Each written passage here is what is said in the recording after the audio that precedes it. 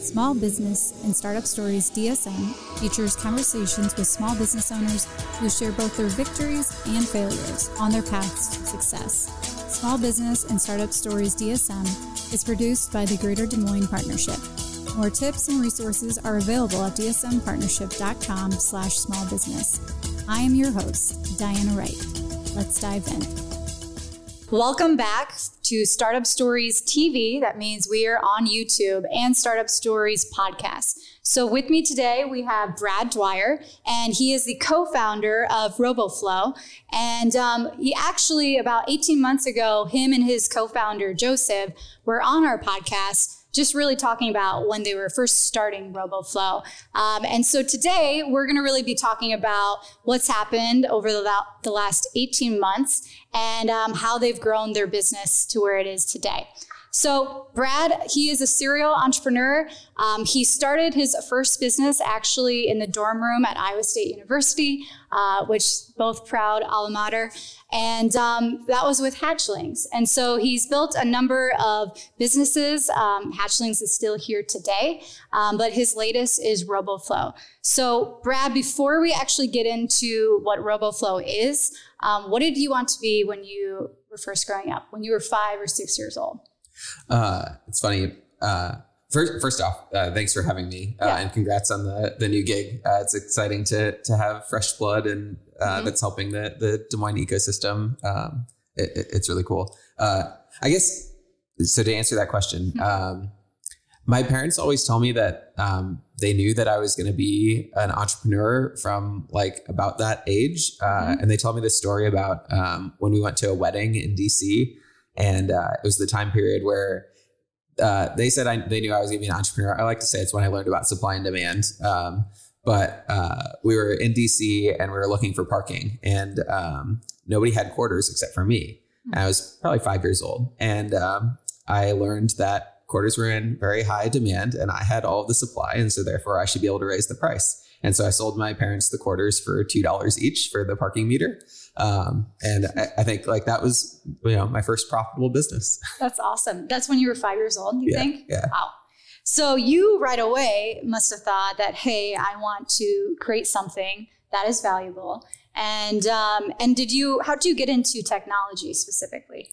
My parents actually, my dad was like an early adopter of computers. And so in 1984, before I was even born, he had bought a Macintosh. And so we had computers kind of all throughout the time I was growing up. And I spent elementary school basically taking up the family phone line on the dial-up internet, just kind of doing like surfing the internet, finding communities, and just like, I don't know, basically all my friends were online, even like in the late 90s and early 2000s and all through high school. So I was probably either like destined to like get sucked into this like startup world and like developer world or join ISIS. And luckily, I got recruited into the startup realm and not something else. Yeah. So who like first recruited you, or do you remember like a moment when you're like, okay, I'm going to start learning about this? Yeah. So I joined like a web forum when I must have been 13 because I think my username had 13 at the end of it. And it was about Flash development. So Flash was like how you made like little animations back in the day in games. And I wanted to learn how to do that. So I pirated a copy of Macromedia Flash back then and started messing around and didn't know what I was doing. So I like searched for like, how do you like make stuff with this and found this community of people that were also Flash developers. And so I ended up going in their chat room every day after school. And I think they thought it was like kind of cute that this 13-year-old kid was like chatting with all these adults in this IRC room. And one of them actually took me under his wing and like taught me how to do PHP and database stuff, which was a pretty cool experience. So 13-year-old Brad, you're learning about Flash. And then what ultimately led you to go and pursue, like whether that was college education, but then really like hacking in your dorm room? Talk about that story.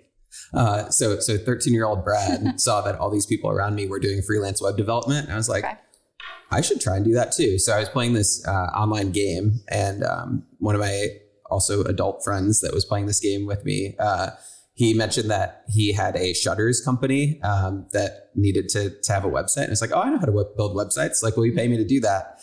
And he was like, yeah, can you help me sell shutters online? And I was like, yeah, of course. And then I went to my IRC room and was like, guys, this guy wants me to build him a website to sell shutters. I have no idea how to do that. Like, how do I do that? And so they kind of like helped me do that. And from there, I started like a web development company where I was doing stuff for clients. And it was always like, somebody would come to me and ask me like, can you do X? And the answer was always yes. And then I'd go figure out how to do that thing. And so throughout high school, I ended up doing work for like Sony, BMG, PAX TV. I made like an online version of one of their game shows.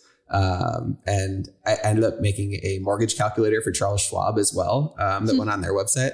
All these people had no idea they were working with a high school kid. It was just like, they either contracted with somebody who subcontracted to me, or they like had one of their employees that posted like in this like job forum of like, we need X, like, can somebody do that? And I messaged them, of course I can do that. And did not volunteer that I was 14 years old. So that kind of progressed into building some websites for myself. And so I had like a programming community site when I was in high school where I like wrote tutorials. So as I would learn something, I would write how to do that and then publish it basically on my own blog, and had people reading that. And it ended up getting translated into like 8 different languages, which is pretty cool.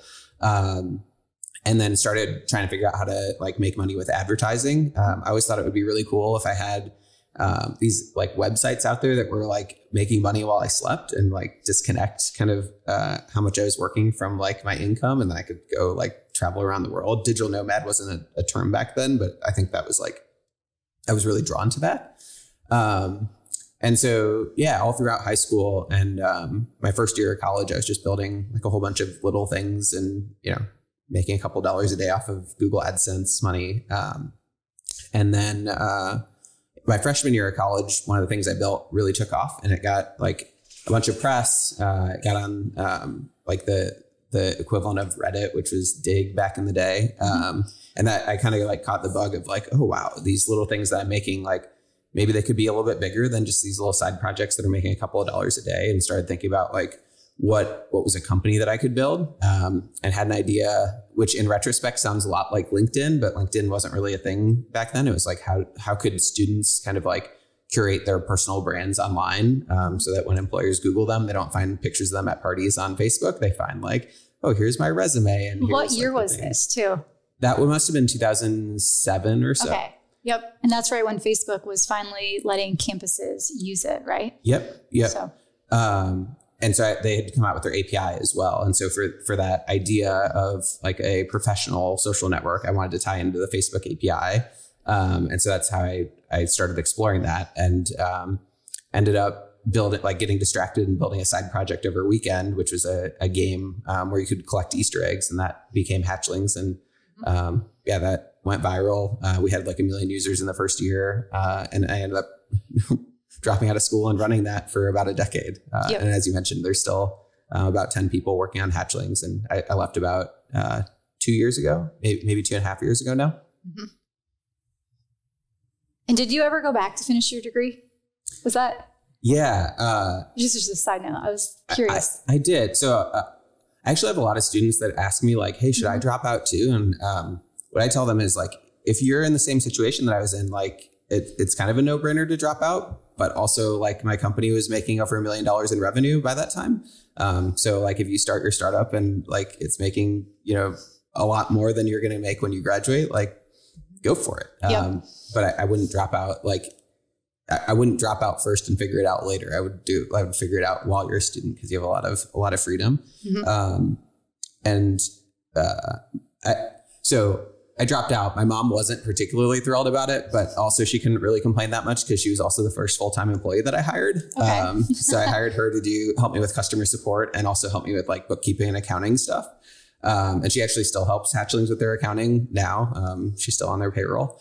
So she couldn't be that upset, but I know like in the back of her mind, it was always like something that was important to her, that I get a degree. And so when I found out, actually my high school counselor had a meeting with some of the, like, I think it was a dean at Iowa State. And he was like, I have this student that like he went to Iowa State and he started this company and he ended up dropping out. Like, is there anything you could do to help him? And so they had like somebody look into my record and came back to him and they were like, did he know that like he only needs one more credit to graduate? That was it? Yeah. And when I had told my advisor that I was dropping out, she was like, okay, cool. Here's the paperwork. Not, why don't you change your major and get one more credit like that you can do as an online class and like get your degree. I think if that had been the calculus, I probably would have done that in the first place. But I also had figured out that at this time, there was like this culture of student hackathons where basically like all these big companies were trying to recruit computer science people. So they were pouring money into sponsoring these student events. And it had become so big that MIT or Caltech or Michigan would get all these sponsors, and then they would pay for students from all the universities around the country to fly in for the weekend and like do a competitive programming competition. And I just thought that was so cool that somebody would pay for me to go somewhere and participate in this event that I wanted to do anyway, that was like competitive and fun, and I could be surrounded by other nerds. And so I decided, well, if I take this one online class, technically I'm a student, I can get my degree and make my mom happy, but also I can spend every weekend traveling around the country doing hackathons. And so I spent a semester doing that. Okay. So the hackathon piece is really what motivated you to finish your degree. That's probably, I know a lot of students that used to do that and they would get paid. So that's encouraging to hear, I think, to at least for your reason of why you went back too. So let's kind of move over in talking about Roboflow. And can you first describe what is Roboflow and describe it as if a fifth grader was asking, Brad, what do you do? Yeah. So we teach computers how to see. Okay. So basically, when you use the camera on your phone, up until recently, all that your phone knew about was like the pixels. So you can imagine kind of looking at a list of a million different numbers and trying to figure out what it is that you're looking at. And like your brain totally couldn't process that either. And so the field of computer vision, which is what we work in, is the process of like taking those like that list of numbers and turning it into something understandable, like real information for the computer. So that could be anything from, being able to point it at like a cat or a dog and it knowing the difference between the two, to we have like really big companies that are using it to automate business processes. Like we have an oil company that uses their security cameras now to be able to tell like if there's a leak in their oil pipeline. Wow. And so how does someone use Roboflow if they're on your site? And I'm assuming there are a developer, or correct me if I'm wrong. Is it a developer? Is it a data scientist? How do they interact with Roboflow? Yeah, that's actually been something that we've learned along the way. So when we built it, I don't think we had a particularly strong intuition for who would be the users. We kind of built it for ourselves. And so we figured like that it would be, my co-founder is a data scientist. I was a software engineer, and we didn't really know which one of those segments it would really resonate with. And there's also this whole field of like machine learning engineers and computer vision engineers as well. And it really seems to be kind of a broad thing. It solves different things for different segments of users.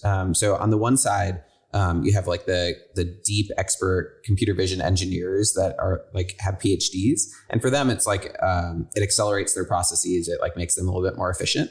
But what we found out over the last 18 months is that while that's really cool, like making somebody 10% or 20% better at their job isn't like really a killer feature. But what is a killer feature is when you can give somebody like a new superpower that they didn't have before. And so that's why it's really resonated with software engineers who aren't machine learning experts, is like now all of a sudden, like this whole world of visual data is accessible to their programs, and they can just build all sorts of cool things that they couldn't build before. It's kind of like, giving a kid a piece of candy and they're just like, oh my gosh, give me more of this. Like, this is so cool. So, and is the users, are they more than just data scientists and developers? Like what other labels do these people have that utilize Roboflow? Yeah, the users. So it's interesting. Like I think even most data scientists would like identify as developers as well. And so basically for the end user to use it effectively, you need to be able to like take the thing that you built and plug it into somewhere else. And so that's where the coding comes in. But actually to use the product itself, you don't have to be technical at all. It's kind of a no code tool, but the end artifact that you build is something that's going to integrate into a piece of software. And so it's really helpful to know how to code to be able to use it.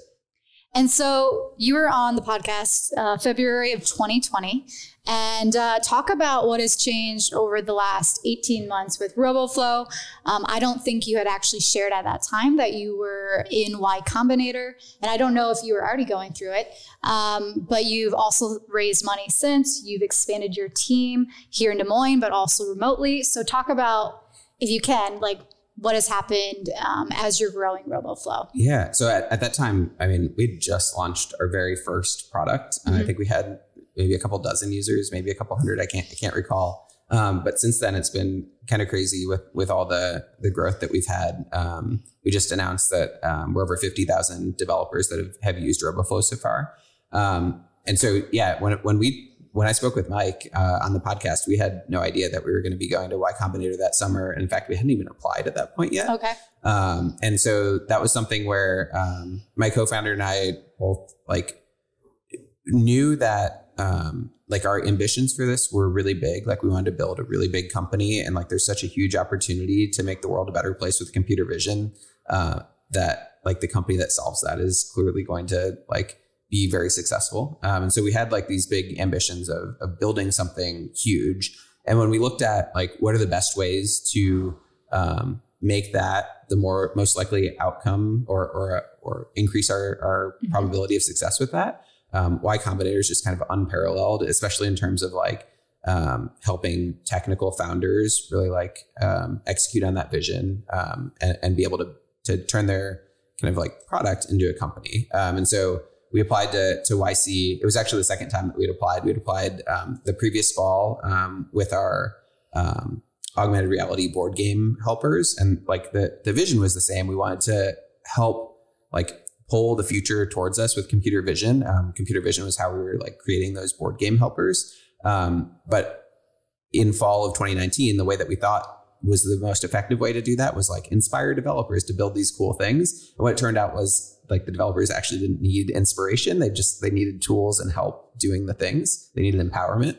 And so the second time that we applied, that was like the core Roboflow product of we're actually helping the developers build these things. And so we had a little bit of traction with, a couple of users that had turned into customers. We're using it for business purposes. But really like, even now and even 5 years from now, I think it's still going to be early days. So it's kind of fun you asked me yesterday kind of what had changed between when I had been on the podcast last and now. And it's like, wow, I don't even know. Like, I think we knew so little back then about what the company was going to become that it's kind of fun to think about like 18 months from now, like how little are we going to think that like current me knows, which is actually really exciting. And I wonder if a lot of founders ever stop and do that along the journey. And specifically with Y Combinator, like what's the one biggest advantage you think you gained from going through that program? I think for us, it was being able to arbitrage being based outside of Silicon Valley with all the benefits that has in terms of like being a really interesting company surrounded by, I don't want to like knock on like insurance or finance in particular, but it's like we're working on something really fun and cool. And so that helps us attract really amazing people to want to come work with us versus if we were in the Bay Area and like everybody's doing machine learning startups. So there's a lot of like great things about being based in Iowa and being remote across the country, not inside the Bay Area. But what Y Combinator really lets you do is like really get connected with the inside crowd there and connect to, the mentorship and advisor side of things of people who have built billion-dollar companies before, and also the investors that have been through this before and are really more like they offer a lot more than just the money that they put into the company. And so we were able to get connected and get the best of both the Silicon Valley insider club and also like the best of the outside world. And like the money that we raised from these really like exceptional investors, we can now, use in these lower cost of living places and like make it go a lot further. And so it's kind of a superpower to have like be able to pick and choose like the best parts of both ecosystems. Yeah, I think that's an amazing superpower, actually, what you just said. And how much did you recently raise? Was it the beginning of this year? Yeah. So when you get into Y Combinator, they give you $150,000. That's supposed to kind of like last you through the summer and pay for your rent in Silicon Valley and like your food and stuff. We were lucky that we were the first remote batch, so we actually didn't have to move to Silicon Valley. And so that $150,000 went a lot further when we were based in Des Moines. We rented a house here for the summer last year. Like part of the YC experience is, living with your co-founder. I don't know if you've ever seen the movie The Social Network, where Facebook lived together in early days, but it's kind of like a rite of passage for like a tech startup, I feel like. And so my co-founder and I rented my sister's house last summer, and one of our engineers moved in with us. And so we actually lived and worked together all last summer, but didn't even hardly touch the $150,000 that they gave us, which was kind of cool. And so then the way that YC works is it's like a 3-month program. And at the end, there's demo day, which you're pitching to thousands of investors. And so we ended up raising $500,000 from angel investors the week leading up to demo day, and then using demo day to pitch to institutional investors to kind of close out our seed round. And so we ended up raising about $3 million as part of that seed round. Okay. And so part of that 3 million has led you to expand your team. Talk about growing from you and Joseph and the engineer in the house to what you guys are doing today. Yeah. This is actually a relatively new thing for us. Over the last couple of months, we've really focused. So we hired a couple of people, and like the focus was really on finding product market fit, proving that we could build something that people were willing to pay for, like figuring out like what is the actual value of what we're selling. And that kind of what I said earlier of, not being just like a vitamin of like, oh, we're making it a little bit faster, but being a painkiller or even like just like psychedelic drug, I guess, right? Of like blowing people's mind and making them just like be able to do something that they've never been able to do before. And so like helping us hone in on, which direction is the right direction to go before we started trying to go there really fast. Because if you start going really fast in the wrong direction, you're going to get farther away from the end target. And it's really hard as you scale to like change direction. Like, you really want to like figure out what is the right direction to go first before you apply the gas. And so it was, a little bit earlier this year where we actually started getting a lot of confidence around that of, closing some of our first enterprise deals with really big companies, and the deal size getting bigger and having like repeatability in terms of like, we know when we talk to a person, like what types of customers are the right ones to go after, which like having this process helps us be able to have confidence that we can, hire a salesperson and like, like they don't have to independently figure it out. Like we've already figured out a lot of the things, so we can just kind of like repeat that process and basically add Lego blocks in terms of like team members and like, have them interlock and like be working towards and building something versus like a pile of blocks that like are all trying to self-assemble basically.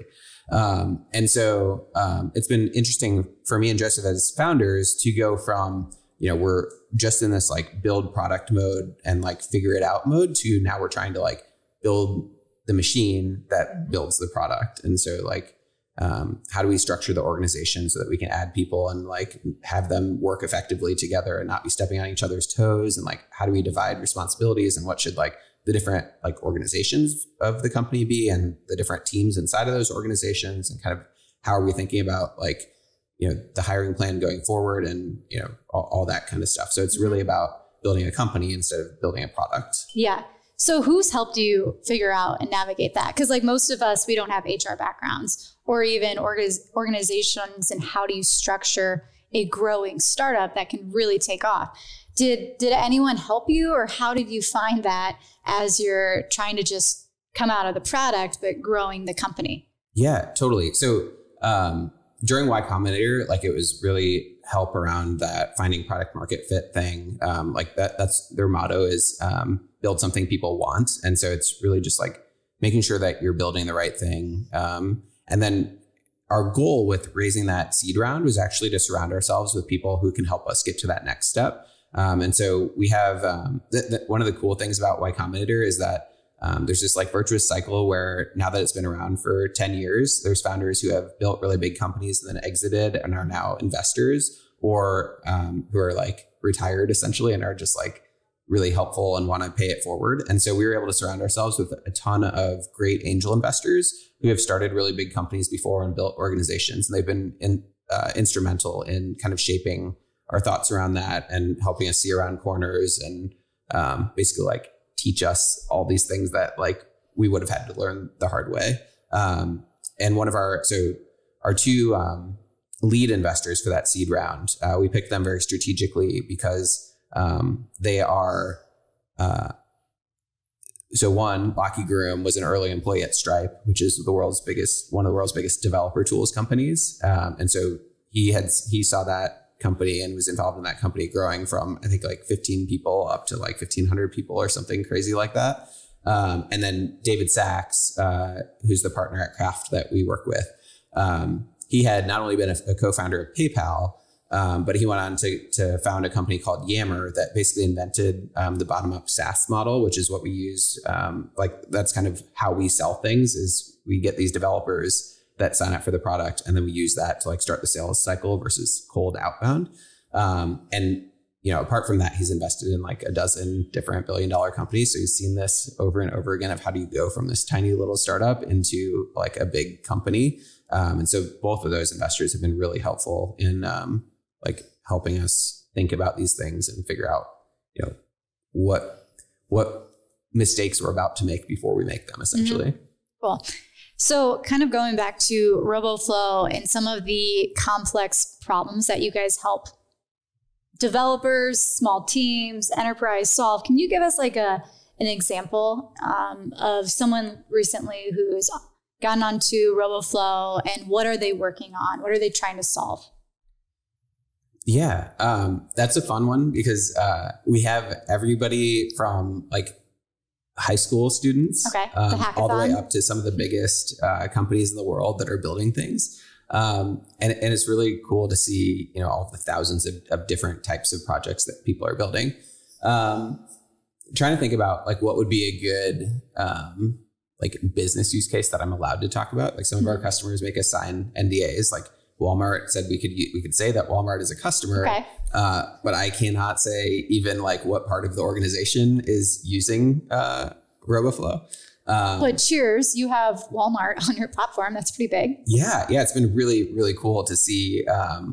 So we hired these sales development representatives that research people who sign up and, figure out like, are you a student or are you like, is your email domain like from a big company? And if you're from a big company, then we like reach out and we're like, hey, are you using this at work? Like, how can we help and like accelerate that process? And just seeing the number of like big companies that sign up for this product that like, I feel like really fortunate and like lucky that we have this thing that is so widely applicable. And like, it's not like we're having to like go out and like tell people why they need to use computer vision. It's like people are coming to us with ideas for computer vision. Maybe one. Okay. So I'll talk about a startup, that's in Colorado that's building something really cool. So they, fly drones over fields, and they look for weeds with computer vision. So they have cameras on the bottom of the drones, and they used Roboflow to kind of, the way computer vision works is it's kind of like flashcards. So you take a photo, a human labels like the objects of interest that they're trying to find, and then they show a bunch of those to the computer. And over time, like the computer learns from those like flashcards where it can replicate what the human had taught it was looking that they were looking for. And so they train this drone to find weeds in the field. Mm-hmm. And then they have this robot that it gets the GPS coordinates of where the weeds are. And the robot drives to that point in the field with a flamethrower, and then it shoots a flame at the weed to burn the weed out. Is the flame like literally it's a flame? Yeah. Okay. Yeah. Like from a propane tank on this like little rover that goes around. That's one we're waiting to get the video of this so that we can. That would go viral. The flamethrower in the field. That's pretty cool. That same company is actually working on a drone powered pooper scooper for dog poop, where it would fly over and look for the dog poop in your backyard and then go down and like pick it up and then go dispose of it. Those are cool applications though. And do you ever you probably don't have enough time now, but does anyone on the team focus on some application of Roboflow and creating your own products within? I don't think I maybe understand that question, but I'm going to take it in the direction I think that you're going. Well, I know Magic Sudoku, you guys, was it still utilizing what Roboflow is built off today, and do you still have that as part of Roboflow? Yeah. So Magic Sudoku was an app that Joseph and I actually built before we started the company. And it was kind of the inspiration for like the types of things that would be needed for other people to build these things. So we had to build our own internal version of all these developer tools that like enabled us to build that. And so those formed the core of like what the product was. So yeah, we totally are kind of expanding out the offerings that we're doing. And now you can go all the way from having your idea and collecting your first images to like making those flashcards and then training a model and then deploying it to your drone, all without leaving the Roboflow platform. Okay. Cool. That answers that. So, so kind of moving on, like what are some interesting insights or trends you're seeing as part of the computer vision industry today and how it's unfolding? Yeah. So I think there's this transition going on where a decade ago, the things that people are working on were science fiction.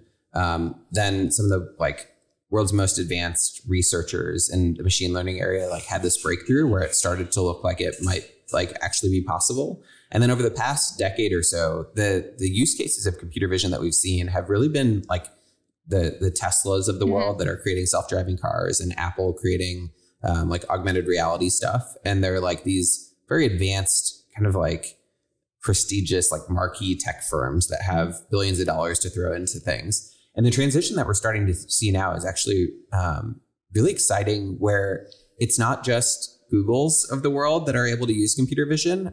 Like one of our biggest companies is actually a drywall company. And they're using computer vision inside of their manufacturing facility to assess the quality of the drywall as it comes off the line and to detect like when their machines are about to like have a problem and proactively address those things. And that's something where like 5 years ago, that company would have never thought that computer vision was within the realm of things that they could be working on. But now, they have people that are working on that, and it's, providing like actual benefit in the wild, which is really cool.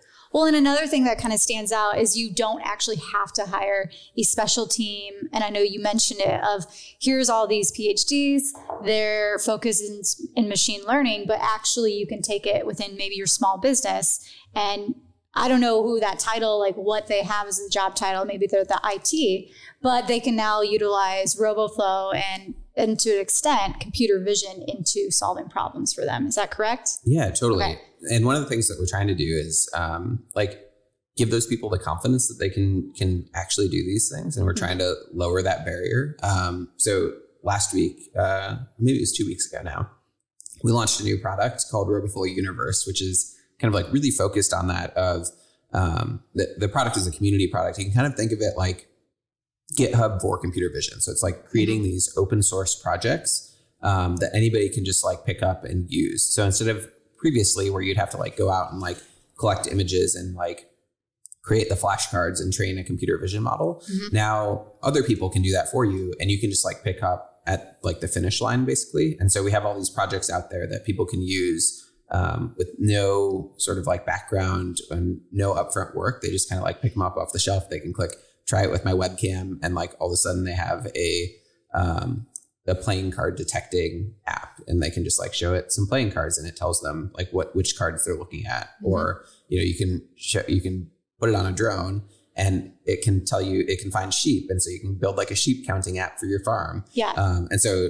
over the next couple of months, that will go from a few dozen projects to a few thousand projects that are available, and you'll be able to do everything from counting pills in a pharmacy to detecting whether somebody's wearing a mask or not, to all, like basically everything that you can imagine, which is going to lower that bar even further and like just, spur everybody's imagination of all the ways that they can use it within their business. Well, I think of like the 13-year-old Brad, like what if you had that? And pretty much like all hackathons, it sounds like should have what Roboflow Universe is doing. Cause I mean, that's kind of the building blocks I see as people are creating new things and how you actually solve like pattern recognition. Because that's a big piece of what computer vision is recognizing the patterns and then using that data to actually solve for how do we change it based on that. Totally. I cannot wait for in-person hackathons to come back and be able to go and just give a bunch of free credits to students to see what they can build over the course of a weekend. So kind of talking about hackathons and college education, like if you were to walk into the college classroom right now, what would you like to see as far as what they're teaching in machine learning, computer vision, or maybe if it's even just as simple as no coding and how to utilize platforms? If you were to go back to college, and basically kind of what would you like to learn that maybe you didn't see in your time? I think one of the most frustrating things for me about my time in college was how siloed like the different parts of it were. So like there was like really awesome stuff going on in the engineering department and also really awesome stuff going on in like the business college and the entrepreneurship side. But there weren't a lot of like engineering students that were in like the entrepreneurship side and vice versa. And so like that cross-pollination, I think, is really where the magic happens. And like they have a great design college too, but I don't know that there was ever a mixer between like engineering and design. And, you know, now when building a startup, it's just like so obvious that you need, you know, great people in all of those different like areas to be successful. Like a company that only has tech talent is not going to be particularly successful if they don't like figure out how to sell things or market things. And so I think like the more that there could be sort of like intermixing between like the people in different areas, I think the better things would be. And what specifically would you like to see like in the tech education? Because I know it changes every day. So how do people keep evolving to learning all what's coming out? I think actually with technology and maybe even with business too, the most important skill is actually never even like talked about, which is in the real world. So in school, you focus a lot on solving problems. Like a professor will give you a homework assignment. It's like, here's the problem, like come up with the answer. But actually in the real world, the more important things is figuring out what are the right problems to solve. And like, I think that's just something that does not really compute in school of like, you know, you're given these very structured things to do, but you're never asked like, hey, what are the most interesting problems to solve? And in a lot of ways, like solving the wrong problems is way less effective than like you can solve the wrong problems like really efficiently, but that's worse than solving the right problems kind of in a crappy way. I think that's really well said. Particularly like even with younger aspiring entrepreneurs is, you know, what problems do they first try to solve? Like, do you have any advice as to how to find the right problem? This is like are you familiar with like the term hacker, but not in like how you, not like the people who are like hacking into banks or like the negative CIA. Hackers. Yeah. Hacker, like people who just kind of like build things and like hack things together is the way that I'll use it here. But I think like that ethos is really important. What was the actual question again? Like how to identify what is the right problem to solve? Right. So I think hackers are actually like really good at this because they're not like, if you're in the mindset of like, oh, I need to find an important problem, it's really hard to like actually like kind of like paradoxically that doesn't really compute. But if you're like following curiosities, oftentimes you'll run across interesting problems to solve. And so it's like just a matter of kind of following the places that you're getting pulled and diving a little bit deeper and like just staying curious about things and like asking questions in unique ways, I think is the right way to find things. And then once you find something that is interesting, then kind of like diving deep and thinking about it from like, okay, like actually like, is this important? Is this big? Like, and thinking about it that way. And so for us, like the way that we found, you know, computer vision as this huge like opportunity, which I think is, you know, going to be potentially one of the most like transformative technologies in a decade, was like, I saw an Apple keynote about augmented reality and I thought, oh, that's pretty cool. Like, what could I build with that? And then I was like, well, if I could understand what the phone was looking at, like I could do some interesting things. How do I do that? Like, oh, computer vision, like that's kind of like there's research papers about that. How do I use it? And then it was like, oh, this is really hard. Like, and then we, you know, tried to start figuring out how to do it and then identified all these other problems. And like now, you know, 2 years later, we're still finding new problems and like, there's just no lack of sort of opportunity. And now that we've kind of decided what the theme and focus and vision is, it's just like, it helps us focus in on, okay, like if the goal is to make it so that any developer can use computer vision, like what are the things that are holding them back from doing that right now? Mm-hmm. So I like that, to be curious, because I feel like we need to hear that message more and more, because that ultimately will get you into the right pocket that you need to be solving in. So kind of moving over, you have been building in Des Moines for quite a while. Can you talk about, what it is you love about Des Moines and why you decide to build companies here? Yeah, I think I like Des Moines for the same reason that I like startups, which is that I like to build things. Okay. And so it's really exciting to kind of like build a startup from scratch, where you like come up with an idea and you like, the success of the startup is really determined by the things that you do. And when I think about Des Moines, I think about it in the same way, where like there's so much potential and opportunity here. And because we're not like a world famous city and like not like a startup hub that is like internationally like a magnet, I think, contributing towards building that is actually really exciting. I also like kind of underdog stories. And so like, I don't know, picking my sort of underdog and then figuring out how to help it win is really fun. So I think that's kind of like what I like about Des Moines is, it seems like I really like it here. And it seems like if I look, the next 20 or 30 years of my career, like I could actually have an impact on like making it into a better city. And that's really exciting. So like to that point, what would be like on your wish list to see happen in the Des Moines startup community? Is there like a gap that we currently have, or where could the community improve upon? I think welcoming outsiders would be actually really valuable. So I have a friend, Sheldon, who I think he told me they used to run call centers, and one of their marketing slogans was "Outsource to Iowa, not India." And like the kind of impetus for that was like that the cost of living here is so low that like you can actually like keep business in America and have like, like people in the same time zone and whatnot. And the cost can still be low. And I think when you think about kind of like the digital nomad movement, you have all these nomads that like are, very educated, highly technical people, entrepreneurial, and they all go over to like Thailand to work. But I think it'd be really cool if instead of like Thailand being the hotspot for digital nomads, they all came to Des Moines, and we just had like this ecosystem of like people that were building things here. Yeah, I actually know a couple of nomads that house out of Gravitate, as you probably do too. And I've actually seen that, like since coming out of the pandemic, even though we're still in it, people have actually landed in Des Moines, and they are, traditionally seen as the outsiders, but sometimes Gravitate is actually that first place they land. And it's like, how can we do a better job of welcoming? So I appreciate that. How do you think we would, recruit those people that are in Thailand or elsewhere being, the nomad that they are, to Des Moines? Any ideas there? As you might have been one if you hadn't been in Des Moines? Yeah. I don't know.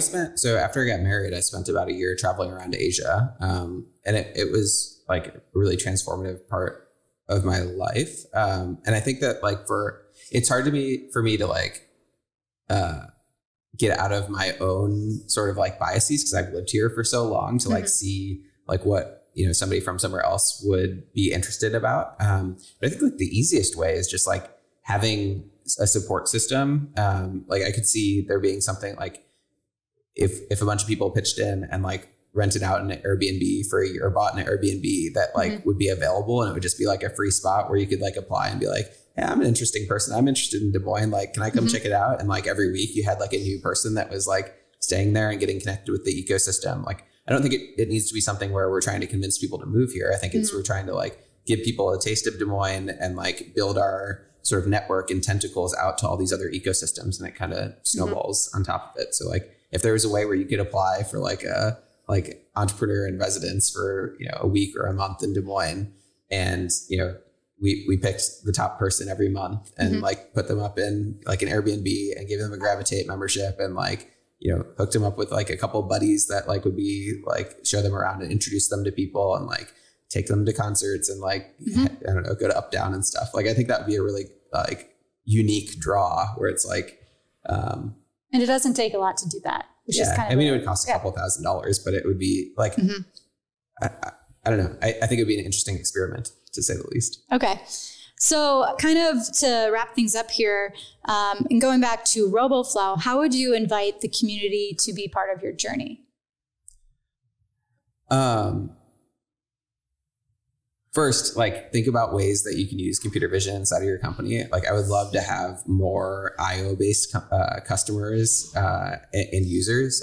It's free to try. So like if you have an idea for like how you might use images to like improve your business processes or even just like create something fun, sign up for a Roboflow account and try it out, and then shoot me an email, and I'm happy to like give you free credits and talk to you and jam out on that kind of stuff.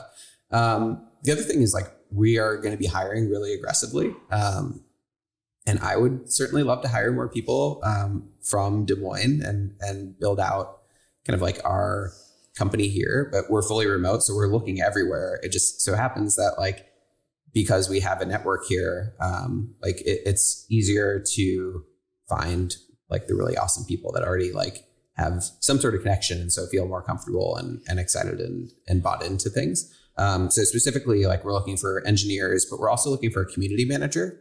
So now that we have these thousands of people publishing projects, we just really want to amplify their voices and tell their stories and like connect them with each other.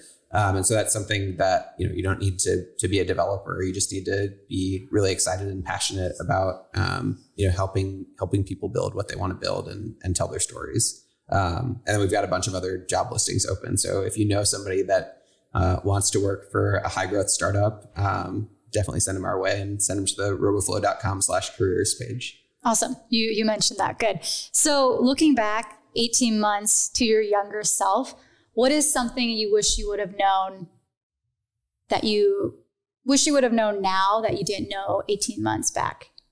February of 2020 specifically. I think we were not opinionated enough. Okay. Like we wanted to please everybody. And so it took us a long time to really hone in on like specific areas where we were going to be different. And like, if you're trying to do everything for everyone, like it's kind of like, you have a hard time like speaking to anyone in particular. Mm-hmm. And so, you know, zoning in on software developers versus like computer vision engineers was something that like we pushed back against, because we're like, but the computer vision engineering teams, like they have a lot of budget. And it's like, well, yeah, they have a lot of budget, but also like they've already, like they have institutional momentum and like we can't help them as much. And so, and like, you know, industry focuses of, we're like, well, computer vision is going to apply to every industry. And it's like, yeah, okay, that's true. But also we should focus on a couple so that we can like learn more about them and speak their language and that kind of thing. And I think that's like a transition that we're still going through.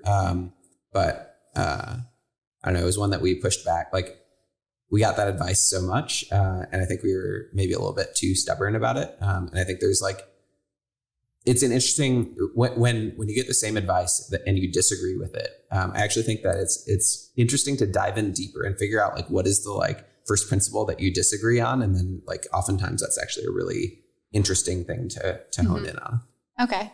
And kind of going to that, like it's something that I read once in, I think it was like Seth Godin, marketing guy, is picking the smallest viable market. So are you kind of speaking to that, where instead of being everything to everyone, okay, let's first go after which markets are first responding to Roboflow?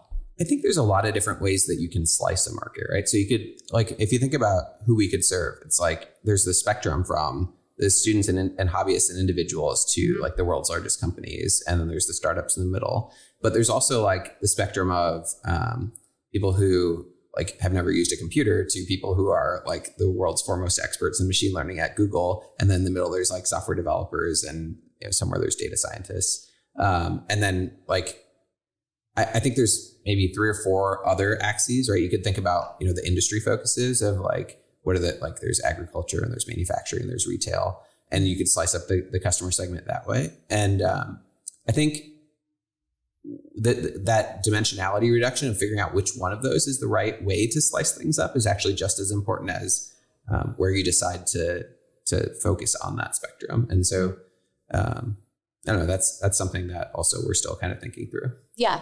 And I'm sure if there's the next 18 months later down the road that I interview you guys, you might still be working on that focus piece. So, but I think that is actually a very difficult challenge that a lot of entrepreneurs face throughout the whole lifetime of their company. So I appreciate you sharing that. And so kind of to finally wrap it up, is there any, advice that you have to aspiring entrepreneurs listening? They haven't yet started. Maybe they're just getting started. I think that the thing that I like to, I guess, repeat a lot of times to people is just think bigger. I think this is one thing that I certainly struggled with when I was younger. And when I was starting Hatchlings, it's just not having a big enough vision and enough ambition, where some of the competitors that started out at the same time with the same sort of insight and early traction turned into multi-billion-dollar companies. And we had that same opportunity at my last company, but it was just my lack of vision that we didn't even try for it. It's not like we tried and failed. I never tried to do that. Never even thought that was on the table or a possibility. And so I think, one of the exercises that I now like to do is when we're talking about, planning things or what we're going to do. I ask myself, what would Elon Musk do if he was trying to make this decision? Because it's just this, he just does these absurdly ambitious things. And giving yourself the freedom to just think about it and be if I was completely crazy, what is the most aggressive way that I would approach this? And I think it helps you kind of get out of your own internal biases of what's possible and what's plausible to actually if I wasn't scared, what would be plausible and what would be possible? So yeah, think bigger would be my mantra.